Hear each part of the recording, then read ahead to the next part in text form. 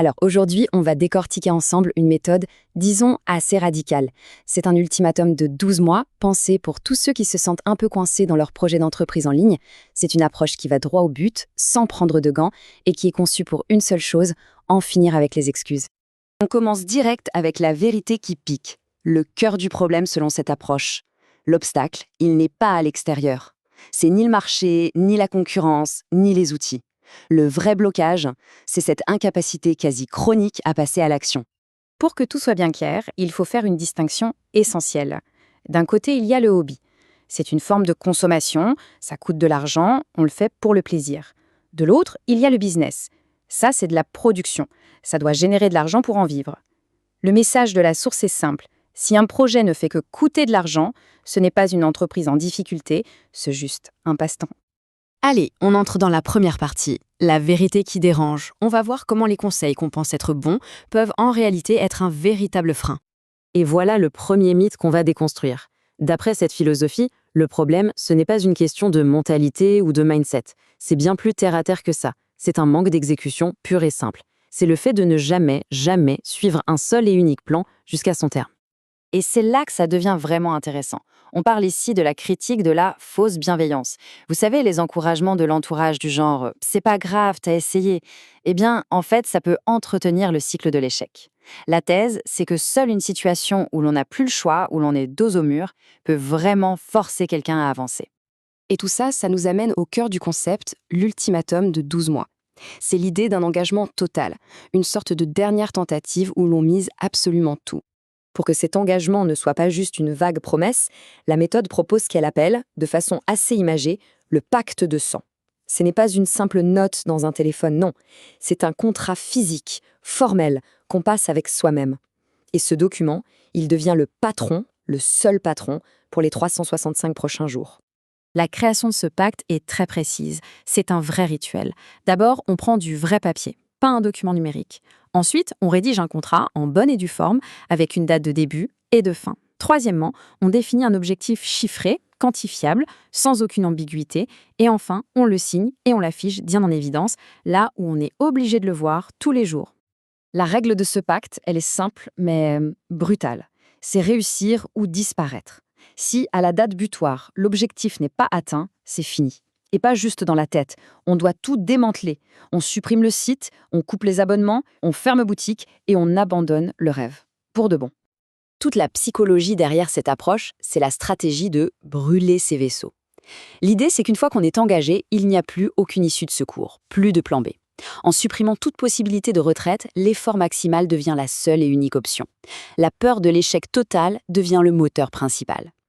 Bon, une fois que l'engagement est scellé, il faut bien passer à l'action. On attaque donc la partie suivante, une méthode radicalement focalisée, l'objectif exécuté comme une machine. La toute première étape, c'est simple en théorie, mais crucial en pratique. Tuer le bruit. Ça veut dire éliminer, de manière presque agressive, toutes les distractions, toutes les idées concurrentes qui viennent polluer l'esprit et disperser les efforts. Alors concrètement, comment on fait ? On s'impose une diète médiatique drastique. D'abord, on choisit une seule business model, et on s'y marie pour 1 an. Ensuite, on se désabonne de tous les créateurs, toutes les newsletters qui ne sont pas directement liés à ce modèle. On quitte les groupes où ça se plaint plus que ça n'agit. Le but final, c'est de tuer le FOMO, cette peur de rater une autre opportunité qui est le meilleur moyen de ne jamais rien accomplir. La source propose aussi une utilisation de l'intelligence artificielle assez unique. Oubliez l'IA comme simple assistante. Ici, on utilise ce qu'on pourrait appeler un prompt de destruction. L'idée, c'est de lui dire « Ok, maintenant, tu es un investisseur milliardaire, cynique, et ta mission, c'est de démolir mon concept. Trouve-moi toutes les failles qui vont me faire perdre de l'argent. » Et ce point est hyper important. Dans ce système, l'IA, ce n'est pas une amie.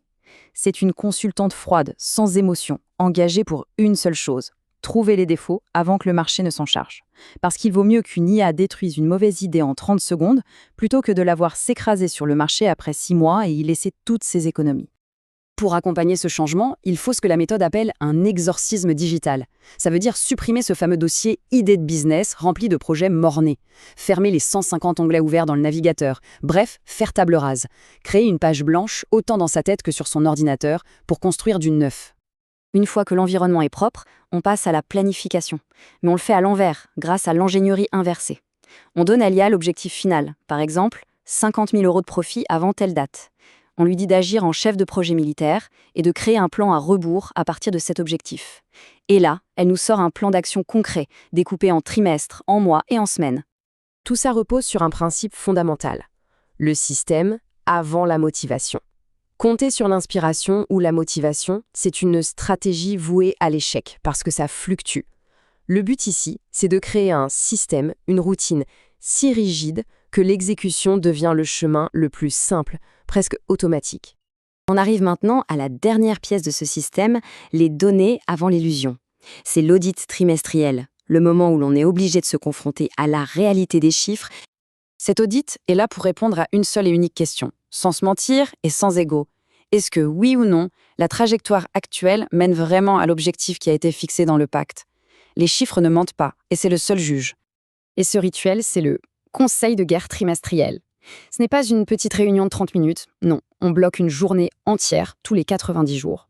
On collecte toutes les données brutes, le temps passé, l'argent dépensé, les revenus. On donne tout ça à l'IA pour une analyse froide. Et à la fin, selon son verdict, soit on pivote radicalement, soit on met les bouchées doubles. Et voilà le genre de prompt à utiliser pour interroger l'IA pendant cet audit. On lui demande d'agir en auditeur financier, de calculer la projection, de donner un verdict clair, en avance, dans les temps ou en échec. Et surtout, si c'est l'échec, de proposer un plan d'urgence avec des actions drastiques à prendre immédiatement. Et avec ça, la boucle est bouclée. On a un ultimatum, une cible unique, une IA comme consultante, un environnement de travail propre et un système de contrôle. La feuille de route est complète. Autrement dit, il n'y a plus aucune excuse. L'époque du je ne sais pas par où commencer est officiellement terminée. Ce décryptage se termine donc sur cette question, aussi simple que puissante, qui résume toute la philosophie de l'ultimatum. Dans un an, jour pour jour, ce sera quoi? La liberté financière ou la mise à jour de son CV? Parce que dans cette logique, il n'y a pas de troisième voie. La décision se prend maintenant.